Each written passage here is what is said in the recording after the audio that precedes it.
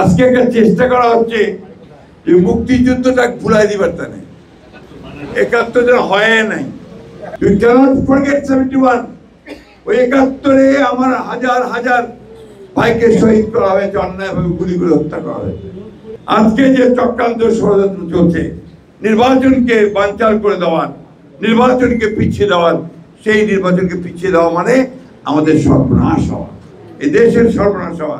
কারণ এখন একটা নির্বাচিত সরকার খুব দরকার। এই সরকারটা এখন তাড়াতাড়ি নির্বাচন করবে। আমরা চাই যে অন্তর্বর্তীকালীন সরকার প্রতিনিধিকে আমরা সম্মান করি, শ্রদ্ধা করি, তিনি অতি দ্রুত আর কোনো কাল বিলম্ব না করে নির্বাচনের তফসিল ঘোষণার ব্যবস্থা করবেন, দেশে একটি নির্বাচিত সরকার প্রতিষ্ঠা করবেন। এটাই হচ্ছে আমাদের চাওয়া। তো ভাই, আপনাদের কাছে আমি বিদায় নিয়ে যাচ্ছি। আমিও বয়স হয়ে গেছি, বুড়া হয়ে গেছি।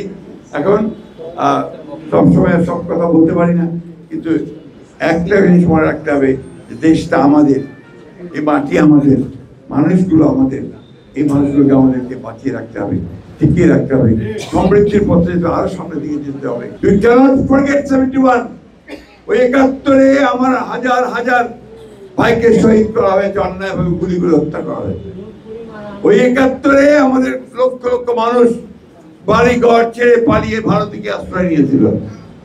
ওই ৭১-এ আমাদের মা বন্ধুকে অন্যায়ভাবে তাদেরকে অত্যাচার করে, নির্যাতন করে, শ্লীলতাহানি করে তাদেরকে হত্যা করা হয়েছিল। এই কথাগুলো আমরা ভুলতে পারি না। ৯টা মাস আমরা দীর্ঘকাল, সেই ৯ মাস যারা যুদ্ধ করেছি, পরিবার পরিজনের কোনো খবর নেই, কে কোথায় গেল, কত মানুষ কোথায় চলে গেছে, তাই না?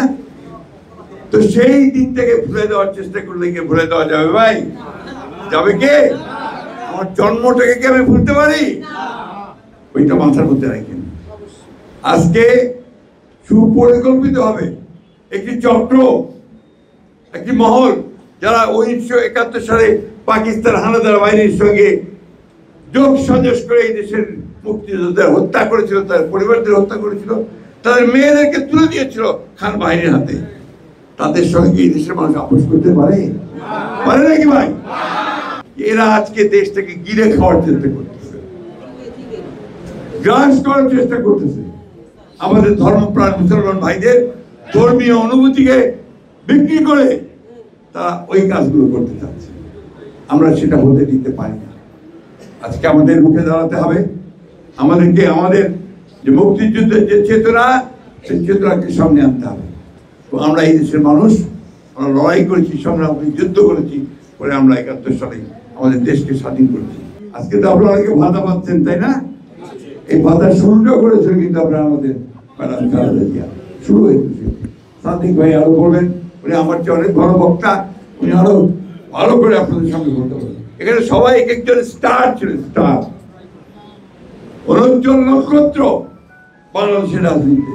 তারা আজকে আপনাদের সামনে আসছেন, আপনারা আসছেন, খুব খুশি। অনেকদিন ভাই দেখা হয়, ঠিক না? জবাব পাওয়ার সবচেয়ে আমার কাজের জন্য সবকে যেতেও পারি না। আজকে আপনারা আসছেন, আমাদের মধ্যে বিভেদ সৃষ্টি করতে দিবেন না। এই হিন্দু মুসলমান ভাগ হওয়া দিবেন নি।